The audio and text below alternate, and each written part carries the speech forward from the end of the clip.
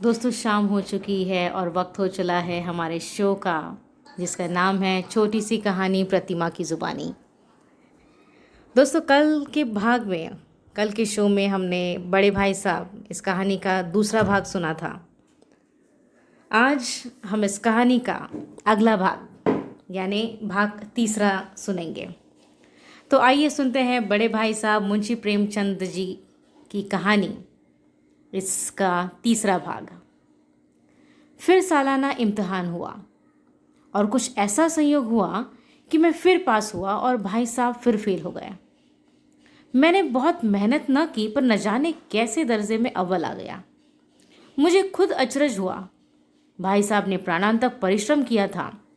Course का एक एक शब्द चाट गए थे। 10 बजे रात तक इधर, 4 बजे भोर से उभर, 6 से 9:30 तक स्कूल जाने के पहले मुद्रा कांतिहीन हो गई थी, मगर बेचारे फेल हो गए। मुझे उन पर दया आती थी। नतीजा सुनाया गया तो वह रो पड़े और मैं भी रोने लगा। अपने पास होने वाली खुशी आधी हो गई। मैं भी फुल फेल हो गया होता तो भाई साहब को कितना दुख न होता। लेकिन विधि की बात कौन टाले। मेरे और भाई साहब के बीच में अब केवल एक दर्जे का अंतर और रह गया। मेरे मन में एक कुटिल भावना उदय हुई कि कहीं भाई साहब 1 साल और फेल हो जाए तो मैं उनके बराबर हो जाऊं। फिर वह किस आधार पर मेरी फजीहत कर सकेंगे। लेकिन मैंने इस कमीने विचार को दिल से बलपूर्वक निकाल डाला। आखिर वह मुझे मेरे हित के विचार से ही तो डांटते हैं। मुझे उस वक्त अप्रिय लगता था, वो अवश्य बात है, मगर यह शायद उनके उपदेशों का ही असर हो कि मैं दनादन पास होता जाता हूँ, और इतने अच्छे नंबरों से। अब की भाई साहब बहुत कुछ नर्म पड़ गए थे। कई बार मुझे डांटने का अवसर पाकर भी उन्होंने धीरज से काम लिया। शायद अब वह खुद समझने लगे थे कि मुझे डांटने का अधिकार उन्हें नहीं रहा, या रहा तो बहुत कम। मेरी स्वच्छंदता भी बढ़ी। मैं उनकी सहिष्णुता का अनुचित लाभ उठाने लगा। मुझे कुछ ऐसी धारणा हुई कि मैं तो पास हो ही जाऊंगा, पढ़ूं या ना पढ़ूं, मेरी तकदीर बलवान है। इसलिए भाई साहब के डर से जो थोड़ा बहुत पढ़ लिया करता था वह भी बंद हुआ। मुझे कनकौए उड़ाने का नया शौक पैदा हो गया था और अब सारा समय पतंगबाजी ही की भेंट होता था। फिर भी मैं भाई साहब का अदब करता था और उनकी नज़र बचाकर कनकौए उड़ाता था। मांझा देना, कन्ने बांधना, पतंग टूर्नामेंट की तैयारियां आदि समस्याएं अब गुप्त रूप से हल हो जाती थी। भाई साहब को यह संदेह न करने देना चाहता था कि मैं उनका सम्मान और लिहाज मेरी नज़रों से कम न हो गया हो। एक दिन संध्या समय हॉस्टल से दूर मैं कनकौआ लूटने बंतहाशा दौड़ा जा रहा था। आंखें आसमान की ओर थी और मन उस आकाशगामी पथिक की ओर जो मंद गति से झूमता पतन की ओर चला जा रहा था। मानो कोई आत्मा स्वर्ग से निकलकर विरक्त मन से नए संस्कार ग्रहण करने जा रही हो। बालकों की एक पूरी सेना लगे झड़दार बांस लिए उनका स्वागत करने को दौड़ी आ रही थी।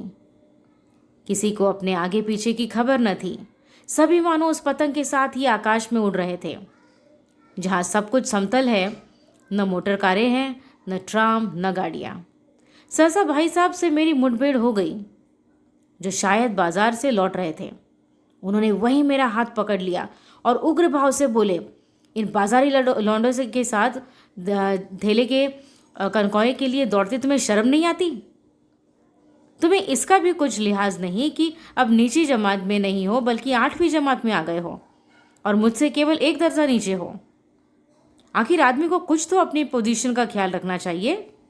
एक ज़माना था कि लोग 8वां दर्जा पास करके नायब तहसीलदार हो जाते थे।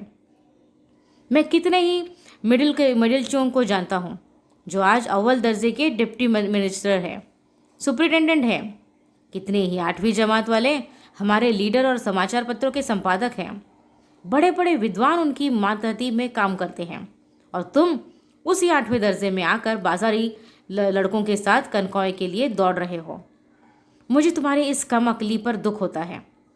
तुम ज़हीन हो, इसमें शक नहीं, लेकिन वह ज़हन किस काम का जो हमारे आत्मगौरव की हत्या कर डाले? तुम अपने दिन में समझते क्या हो? मैं भाई साहब से महज एक दर्जा नीचे हूं और अब तुम्हें मुझको कुछ कहने का हक नहीं, लेकिन यह तुम्हारी गलती है। मैं तुमसे 5 साल बड़ा हूं और चाहे आज तुम मेरी ही जमात में आ जाओ और परीक्षकों का यही हाल है तो निसंदेह अगले साल तुम मेरे समक्ष हो जाओगे और शायद 1 साल बाद तुम मुझसे आगे भी निकल जाओगे। लेकिन मुझ में और जो 5 साल का अंतर है उसे तुम क्या खुदा भी नहीं मिटा सकता। मैं तुमसे 5 साल बड़ा हूं और हमेशा रहूंगा। मुझे दुनिया का और ज़िंदगी का जो तजर्बा है तुम उसकी बराबरी नहीं कर सकते, चाहे तुम MA, DPhil और DLit की ही क्यों न हो जाओ। समझ किताबें पढ़ने से नहीं आती है। हमारी अम्मा ने कोई दर्जा पास नहीं किया और दादा भी शायद 5वीं जमात के आगे नहीं गए, लेकिन हम दोनों चाहे सारी दुनिया की विधा पढ़ लें, अम्मा और दादा को हमें समझाने और सुधारने का अधिकार हमेशा रहेगा। केवल इसलिए नहीं कि वह हमारे जन्मदाता है, बल्कि इसलिए कि उन्हें दुनिया का हमसे ज़्यादा तजर्बा है और रहेगा। अमेरिका में किस तरह की राज व्यवस्था है और 8वें हेनरी ने कितने विवाह किए और आकाश में कितने नक्षत्र हैं, यह बातें चाहे उन्हें न मालूम हो, लेकिन हजारों ऐसी बातें हैं जिनका ज्ञान उन्हें हमसे और तुमसे ज़्यादा है। देवनगरी आज मैं बीमार हो जाऊं तो तुम्हारे हाथ पांव फूल जाएंगे। दादा को तार देने के सिवा तुम्हें और कुछ ना सूझेगा, लेकिन तुम्हारी जगह पर दादा हो तो किसी को तार न दें, न घबराए, न बदहवास हो। पहले खुद मरज पहचान कर इलाज करेंगे, उसमें सफल न हुए तो किसी डॉक्टर को बुलाएंगे। बीमारी तो खैर बड़ी चीज़ है, हम तुम तो इतना भी नहीं जानते कि महीने भर कैसे चले। जो कुछ ज़्यादा भेजते हैं उसे हम 20-22 तक खर्च कर डालते हैं और पैसे पैसे के लिए मोहताज हो जाते हैं। नाश्ता बंद हो जाता है, धोबी और नाई से मुंह चुराने लगते हैं। लेकिन जितना आज हम और तुम खर्च कर रहे हैं उसके आधे में दादा ने अपनी उम्र का बड़ा भाग इज्जत और नेक नामी के साथ निभाया है और एक कुटुंब का पालन किया है जिसमें सब मिलाकर 9 आदमी थे।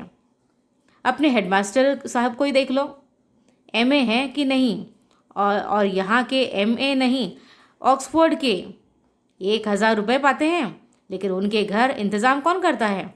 उनकी बूढ़ी माँ। हेडमास्टर साहब की डिग्री यहाँ बेकार हो गई। पहले खुद घर का इंतज़ाम करते थे, खर्च पूरा न कर पड़ता, कर्जदार रहते थे। जब से उनकी माताजी ने प्रबंध अपने हाथ में लिया है, जैसे घर में लक्ष्मी आ गई है। तो भाईजान यह ज़रूर दिल से निकाल डालो कि तुम मेरे समीप आ गए हो और अब स्वतंत्र हो। मेरे देखते तुम बेराह नहीं चल पाओगे। अगर तुम यो न मानोगे तो मैं थप्पड़ दिखाकर इसका प्रयोग भी कर सकता हूँ।